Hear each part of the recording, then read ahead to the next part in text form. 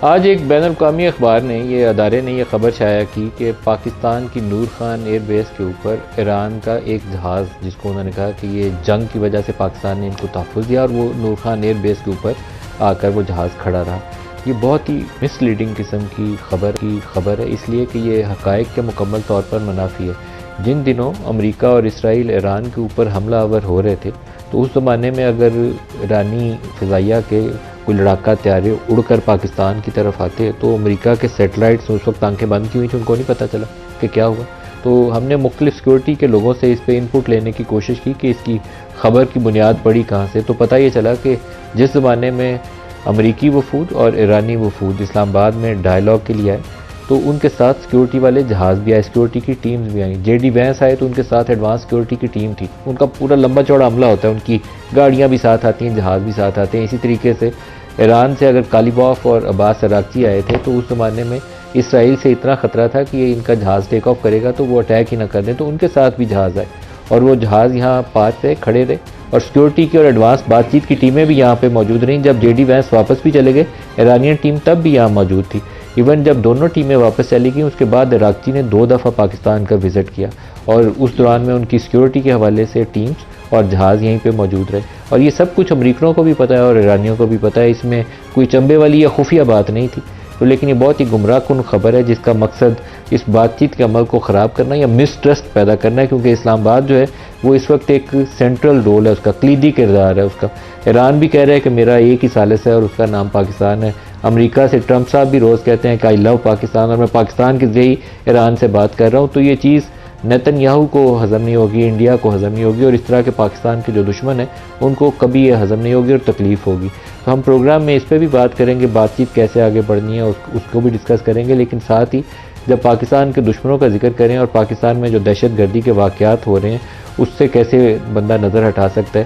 پچھلے چند روز کے اندر ان واقعات میں بہت زیادہ تیزی آئی ہے، بلکہ مجھے لگتا یہ ہے کہ مارکہ حق کی جیسے ہی وہ سالگرہ قریب آئی ہے، پاکستان نے اس کا جشن منایا ہے کہ ہم نے کس طریقے سے بھارت کو آج سے 1 سال پہلے شکست دی تھی.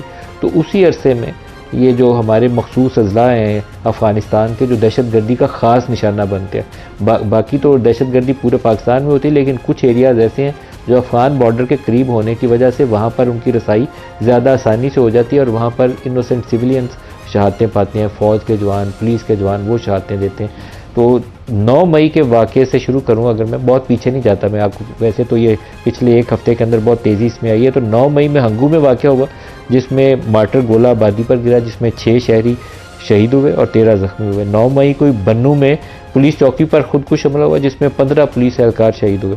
10 مئی کو لکی مروت میں مسلح افراد کی جانب سے ایڈیشنل ڈپٹی کمشنر کی گاڑی پر حملہ کیا گیا. 11 مئی کو اٹک میں خوشحال گڑھ والی چوکی جو ہے اس کے اوپر اٹیک کیا گیا، اور یہ خودکش حملہ تھا یہ والا بھی. پھر 11 مئی کو اسلام آباد میں ایک حملے کا منصوبہ ناکام بنایا گیا، جس کے متعلق وہ کوئٹہ سے وہ خاتون بمبار کو گرفتار کیا گیا. 12 مئی کو بنو میں، اور 12 مئی کو ہی دوسرا واقعہ جو ہے لکی مروت کا، جس میں ابھی نمبرز آ رہے ہیں، میں نمبرز نہیں بولوں گا، لیکن اس میں کافی زیادہ شہادتیں ہیں اور کافی زیادہ لوگ زخمی ہیں. بہت ہی تکلیف دہ واقعہ تھا. کہ جو خبر ہے کہ جہاز ہم نے یہاں کھڑا کیا ہوا تھا، چھپایا ہوا تھا، کسی کو پتہ ہی نہیں چلا، تو اس کے متعلق آپ کا رد عمل کیا ہے سر؟ دیکھیں، اس میں میں یہ کہوں گا کہ صرف ایک ہی میڈیا ہاؤس ہے CBS جس نے یہ دیا، اور اس نے بھی کہا یہ انونیمس ہے. تو پچھلے جب دیکھا جب ہمارا مارکہ حق ہوا بیان المرصوص انڈیا کے ساتھ، تو ڈیپ فیکس آئے اور AI جنریٹڈ امیجز ہم نے دیکھی اور نیوز دیکھی. اب انونیمس آ گئے. بھئی اگر کریڈیبلٹی ہے کسی کو کوٹ کریں، انونیمس سورس ہے، اور صرف ایک ہی میڈیا ہاؤس نے پک کیا. اور CBS کو کون کرتا ہے؟ Paramount agency. پیراماؤنٹ کا اونر کون ہے؟ ڈیوڈ صاحب. ان کے والد ہیں لیری صاحب، ڈیوڈ ایلیسن اور لیری ایلیسن. اور وہ نیتن یاہو کے بہت زیادہ نزدیک ہیں، اور اوپن میڈیا سورس میں رپورٹس ہیں کہ نیتن یاہو کو بھی اور اسرائیلی ڈیفنس فورسز کو بہت زیادہ پیسہ وہ لگا کے سپورٹ کرتے ہیں. اور ساتھ دیکھیں، اس خبر کے ساتھ انہوں نے نیتن یاہو کا انٹرویو بھی نشر کیا 60 منٹ کا، جس میں نیتن یاہو کہہ رہا ہے کہ پاکستان ہمارے اسرائیل کے تعلقات امریکہ سے خراب کر رہا ہے. اور ساتھ CBS یہ رپورٹ دے دیتا ہے. اور دیکھیں اس میں بھی مالک بھائی کہ اس میں ندیم ملک صاحب کو اس میں آپ یہ دیکھیں کہ تصویر دی ہے جس میں درجنوں جیٹ طیارے کھڑے ہوئے ہیں، اور نام لیا RC-130 کا جو ٹرانسپورٹ طیارہ ہے اور وہ لوجسٹک کے سامان ایڈمنسٹریشن کے لیے آنے جانے میں استعمال ہوتا ہے. تو ہم نے اگر رکھنا ہی تھا ایران کا تو نور خان جیسے بیس پر رکھنا تھا جہاں دن میں سینکڑوں جیسے عام طور لوگ آتے جاتے ہیں, جہاز اترتے ہیں, لوگ چھتوں سے ان کو دیکھ لیتے ہیں. سر ویسے کمال کیا پاکستان نے, اتنے سارے جہاز لے آئے اور امریکہ کو پتہ ہی نہیں چلا. اور دیکھیں امریکہ کو دنیا سیٹلائٹس کئی سیٹلائٹس لگے ہوئے اور ان کو نہیں پتہ چلا. پاکستان سے کئی دفعہ گزرتے ہیں, انڈین سیٹلائٹ گزرتے ہیں, کسی نے رپورٹ نہیں کیا.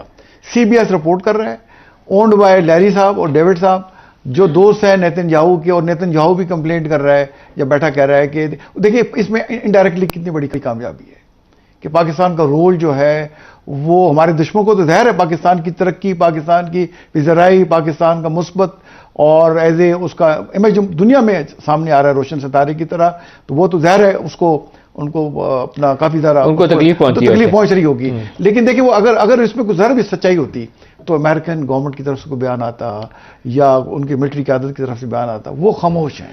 اچھا عابد شیرل صاحب, جس زمانے میں امریکہ اور اسرائیل ایران کے اوپر حملہ کر رہے تھے تو اس دوران میں کوئی جہاز پاکستان ایران سے نہیں آیا. یہ جہاز اس وقت آئے ہیں جب اسلام آباد میں پیس ٹاک شروع ہوئی ہیں, فرسٹ راؤنڈ اس کا, تو اس وقت یہ ٹیمز آئی ہیں. اس وقت جہاز اسلام آباد کے ایئرپورٹ پہ نور خان بیس کے اوپر امریکہ کے بھی آئے ہیں اور ایران کے بھی آئے ہیں.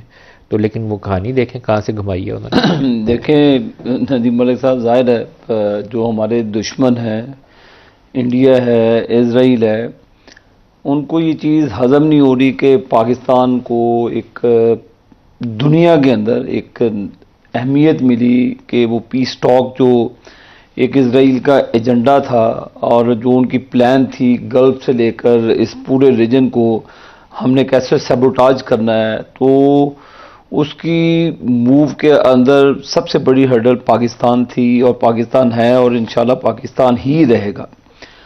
ظاہر ہے انہوں نے اپنے پاکستان کو پھر جس طرح جن صاحب نے بھی بات کی, میں نے بھی آج نیتن یاہو کا جو اس نے دنیا کو رو کے بتایا کہ جی پاکستان کے جنرل عاصم منیر صاحب سیبوٹاج کرنا چاہتے ہیں اسرائیل اور US کے ریلیشنز کو, تو ظاہر ہے وہ کوئی نہ کوئی پھر ایسی چیزیں کہانیاں گھڑیں گے کہ وہ ڈیریل کریں اس پیس ٹاک کو, تو پھر اس ریجن کو اسی نہج پہ لے جائیں کہ جہاں پر یہ پورا ہی خطہ, اس کے خط و خال, اس کی ہر چیز ہی بدل جائے. نیتن یاہو نے ٹرمپ کو اپنے مقصد کے لیے استعمال کیا, ایران کے اوپر حملے کے لیے اس نے بندوق ٹرمپ کے کندھوں پہ رکھ کے ایران کے خلاف چلائی. لیکن اس میں دیکھیں اس کے جو عزائم تھے ملک صاحب, ہم بھی اسٹوڈنٹ ہیں ان چیزوں کے, جو UAE کے اندر انہوں نے اپنی وہ جو بھی اکوپمنٹ سی اس کو